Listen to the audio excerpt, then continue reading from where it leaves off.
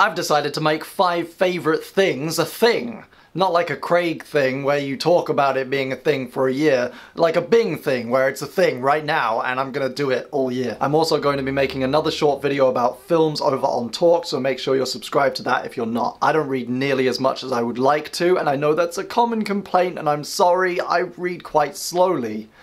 And it takes me a while to get through things. But there are some books that I come back to again and again, and I thought I would share 5 of those with you in no order whatsoever. The first is a book called The Star's My Destination by Alfred Bester. It was also released under the name Tiger Tiger. There's a lot to love about this book. One of them is the prologue. The prologue serves as a brief speculative history of the world in which the story is set, tracking the development of transportation, scientific discovery, politics, economics, and culture after the discovery that humans can teleport. A scientist discovers in a near-death experience that he has the ability to teleport himself, his body, his matter, to somewhere else. And Alfred Bester chronicles what happens after that point for hundreds of years, how it destroys our economy. Buses and trains are no longer important to us. How it changes crime. Why have a bank vault when someone can just teleport in there? Locks become meaningless, and if you really want to secure something, you have to hide it behind a labyrinth that no one can memorize. But that's not what the story's about. That's just the prologue. That's the backdrop. And it's actually a revenge story charting the life of this horrible, grotesque anti-hero as he grows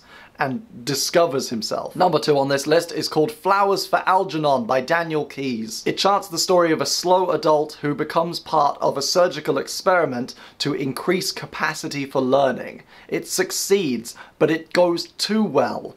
And soon he outstrips everyone around him and sees them for the flawed, mortal people that they are. In a lot of ways, it treads similar ground to other favourite books of mine. It's about science, but it's not really about science. It's about what it's like being a human and discovering yourself and becoming self-aware.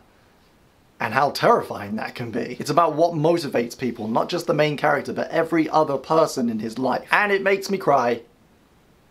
The next one's a weirder one. It's called Girlfriend in a Coma by Douglas Coupland. Girlfriend in a Coma starts off being about one thing, you know, the title, but ends up being about something completely different and unexpected. It shows a skill at experimenting with scale. The story of a handful of close friends becomes the most important thing in the world. I can't help being affected by the story and also marveling at the imagination of some of the larger elements of the plot, which I'm not going to spoil. My next choice is actually 5 books. The first 5, there are actually more, but they get worse. They're called The Chronicles of Amber by Roger Zelazny, a 60s and 70s sci-fi fantasy writer. These books fall somewhere interestingly between science fiction and fantasy. They're based on an idea of a multiverse that I'm going to try and explain to you. At the center there is one world, and at the center of that there is a city called Amber, and every single universe is a refraction or a reflection of Amber. Every city and every place in every world in the whole known multiverse is a deviation from that main blueprint. And as you travel further away from Amber, you get to stranger and stranger lands, further and further from what they considered the norm. The royal family of Amber, who comprise most of the cast of the books, are the only people who are able to travel between worlds. And they do so by getting themselves a vehicle, a bike, a horse, a car, a boat, a plane, or even just walking. And as they move, they concentrate on an image of where they want to be in their head and slowly start tweaking details around them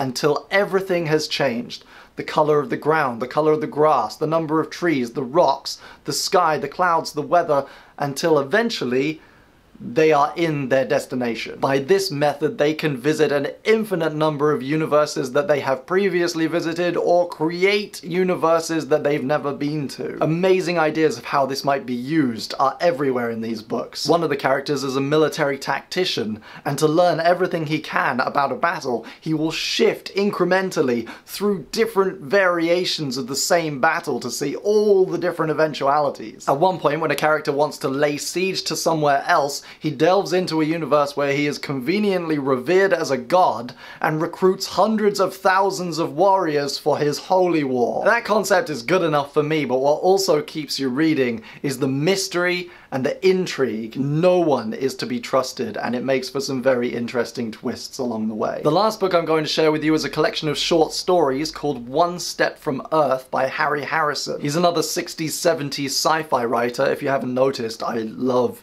that stuff. It's speculative history at its best, a series of themed short stories dipping in and out spread over thousands of years. It's based around matter transmission, a slightly different take on teleportation. He establishes a technology and how it works, then goes about exploring how it might be used to affect transportation, goods and services, crime and punishment, war. It's brilliant. It's really... It's full of exactly the imagination and innovation that for me defines this era in science fiction and makes it better than current science fiction. So there are 5 books that I like. I'm sure you can get all of them on Amazon except maybe the Zelazny's, which are out of print. But if you look around on the internet, you know, you might find some digital versions. I'm going to New York on Monday. What's good there? Leave me some suggestions for places to go. And also, join my mailing list, because the next one's really important.